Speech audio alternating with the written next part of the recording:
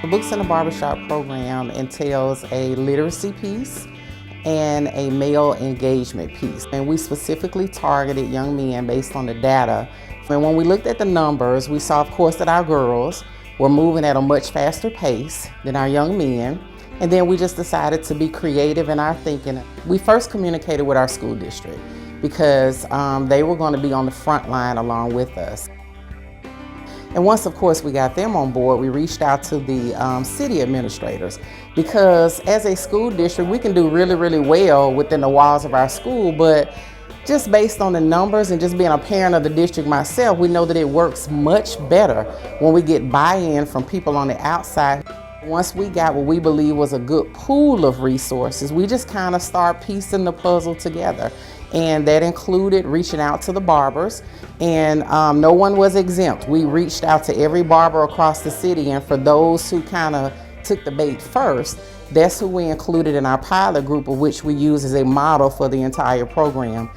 I was introduced to the Books in the Barbershop program through my fellow barber, Marcus McCoy. He actually gave me a call and said that he had read an article regarding the Books in the Barbershop in New York, and he thought it was an amazing idea to not only get us involved with the community, but actually show some leadership towards us being role models to these kids. They grabbed books before we had to say anything, and you know, Marcus is known for, "What you got there, fella?" That's his word. You know, "What you got there? What you reading there?" And then they'll, you know, before they know it, we're engaged with them. We're engaged, and next thing you know, they're either pointing out pictures or telling us about a favorite, you know, one of their favorite parts in the book that they're reading.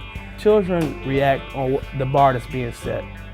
And if we set the bar at the house, we're reading books, and at the school, we're reading books, at the barbershop, reading books. Children may say, "Everywhere I go, there's a book." What's going on? And it actually becomes not only a pattern, it becomes second nature. Books in the Barbershop, that was just another way of me connecting and bonding with them through a book. And I even have some clients that, little guys that's 1 or 2 years old, and they'll look at the picture and they be reading away just from the picture. I'll be, "Oh, okay, I didn't know all that happened." But everyone is not on the same level to be able to go out of town, take vacation, and be exposed to a lot. With the book, with reading, your mind can go to a whole nother place.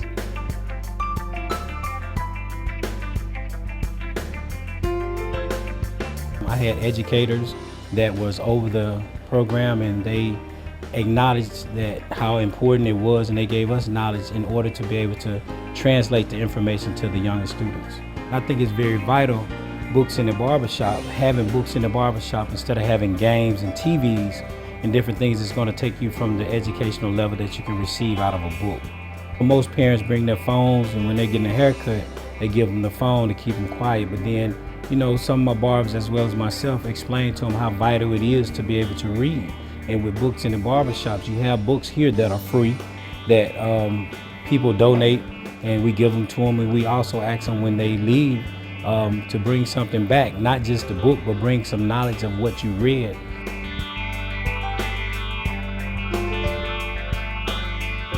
Sometimes I just get a book off the bookshelf that I hadn't read before.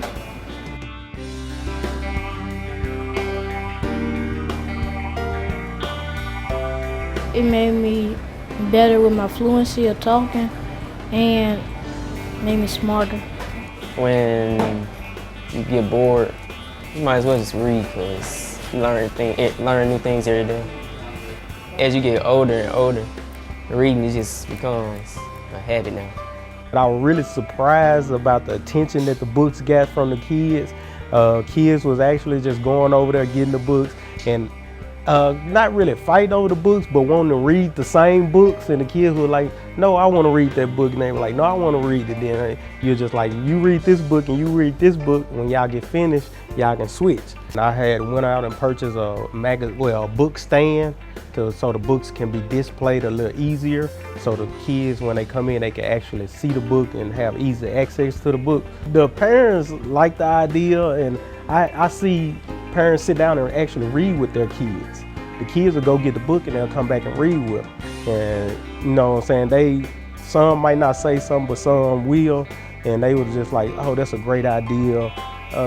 Or this the first time he sat here and not ran around the shop, or I had to keep him in the chair because the book kept him in the chair. It kept his attention. One kid asked, could he take the book with him? And I told him, sure, he could.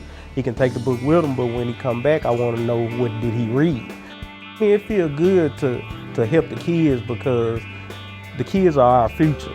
When we get to the age where we can't take care of ourselves, the kids have to do it. And they have to be our next leaders, our next barbers, our next politicians, our next policemen, and they're the next. Our goal is to have at least 90%, if not more, of the barbers in the city of Jackson to at least be a part. While each barber may not look or do the exact same thing, they're working on the same goals. We truly believe that it's going to help increase literacy rates in the city of Jackson.